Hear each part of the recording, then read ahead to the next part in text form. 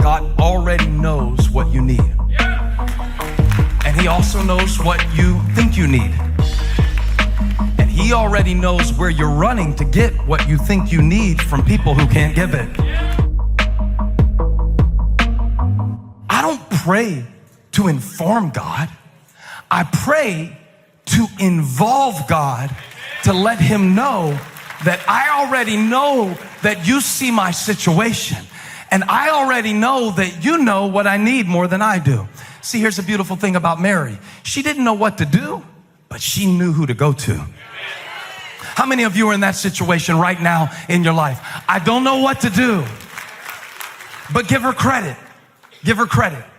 She knew who to ask about it, and she knew who not to ask about it. She wasn't going to go ask the wedding planner. She wasn't going to go ask the person who didn't order enough wine for the festival to begin with. She wasn't going to go ask the groom, who would now spend the rest of his life ashamed.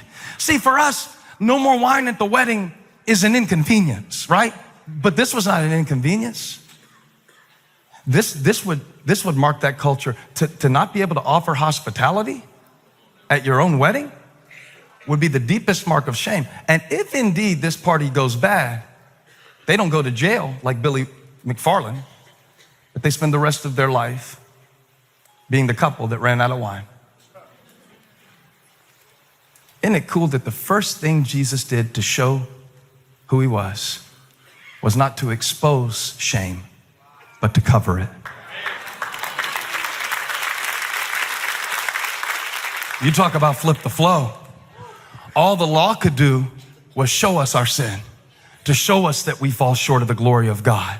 But when grace came, now not only do we see our sin, but grace comes to cover our sin and to take our shame away.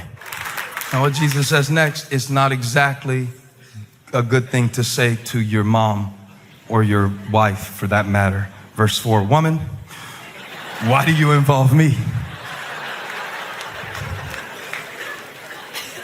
And notice what she doesn't do.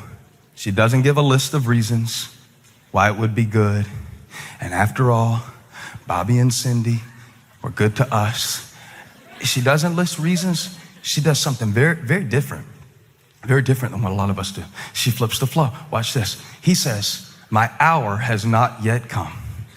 His mother stopped talking to him and started talking to the people who were hired to run the wedding. Watch. Verse 5. Flip the flow. Flip the flow. Ready? Ready? God, do something. God, do something. God, do something. God, do something. God, why won't you do something? Why don't you do something? Watch this. Verse 5. His mother said to the servants, do whatever he tells you. Drops mic. Walks off. And the next thing that happens, I love it. The next thing that happens is that Jesus, in response to their obedience, already knowing the whole time what they needed. I need to make sure that you really believe before I move forward in this teaching, that you really believe that God already knows what you need. Yeah. And he also knows what you think you need. And he already knows where you're running to get what you think you need from people who can't give it. And notice what Mary says. She goes, do whatever he tells you. It's open-ended and it's focused. Do whatever he tells you. Remember, she's not running the party. Neither is he. But all of a sudden, she tells the servants, I know you've been running around looking for wine, but it's a long way. Cana is a backwoods town. There's no Whole Foods. You're not getting any. Oh no, there is no wine room at any restaurant in Cana, okay? There is no bottle service at any restaurant, any steakhouse in Cana. So forget about it. But she says, do whatever he tells you. Whatever he tells you. Not whatever they think you should do. Not whatever culture, tells you is good right now. Not whatever the values of the world happen to be right now. Not what you think is important. Not what you read about. Not what you think everybody else is. Do. One of the reasons that you're running out of energy is because you are expending it trying to do what you think everybody else wants you to do and needs you to do. And so when you can't get focused on, God, what do you want me to do?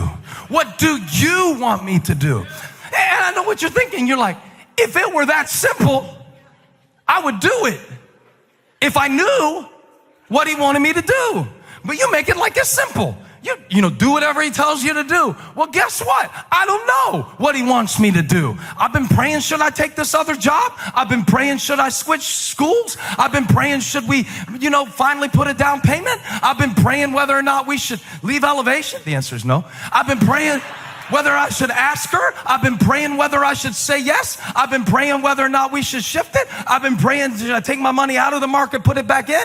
I've been praying, should I spend more time at home with the kids or earn more money so they can actually have something to eat when I'm there? I've been praying. It's not so simple as to say, do whatever he tells you to do. But the Lord's been speaking to me about that too. And you know what he told me? It's not the times that you didn't know what to do. It's the times that you didn't do what you knew. If you would do what you knew, I know there's a lot that you don't know, but there's a lot that you do. Look here, everybody in this room over the age of 8 knows enough about nutrition and fitness to be fitter than we are right now. Everybody knows enough. And I'm not saying don't hire a trainer. We got great trainers that go to this church. But Buck, honestly, I don't need you to teach me anything else about exercise. I just need to do what I knew for all those years I didn't do it. I knew push-ups. I learned them in 6th grade. I didn't do them. I knew Doritos were the devil. I learned it at an early age. My dad was 300 pounds a lot of my life. I knew what Doritos would do. I knew that I needed to close the bag of Doritos. I knew that 4 honey buns wouldn't work to sculpt a figure. I knew what to do. I didn't do what I knew. Come on, are you going to be honest with me? You got in a lot of situations, not because you didn't know. You already knew. You already knew. Your parents tried to tell you, your grandma tried to tell you, your preacher tried to tell you, your Bible tried to tell you. It's not what you don't know that makes you run out. It's the things that you knew that you didn't do. I can tell right now that you don't like my sermon anymore. You wanted the water to change to wine. You didn't want to do anything. We wanted bitterness to turn to happiness. We didn't want to do anything. We wanted apathy to turn to passion. We didn't want to do anything. But touch somebody and say, Nike was right, just do it. And it's true in every realm. I use fitness as an example, but we could use anything. Finances? You don't have to understand a whole lot about finances to do better than most Americans do. It's going to basically come down to, no and yes.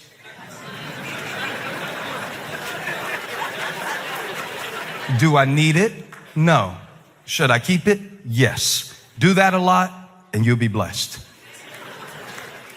Should I spend it? Should I save it? Should I give it? No and yes. It's easy to miss the sign. See, we want something deep, right? I learned this. I learned that people love deep preaching because they don't have to do crap about it. Because he's coming on a horse.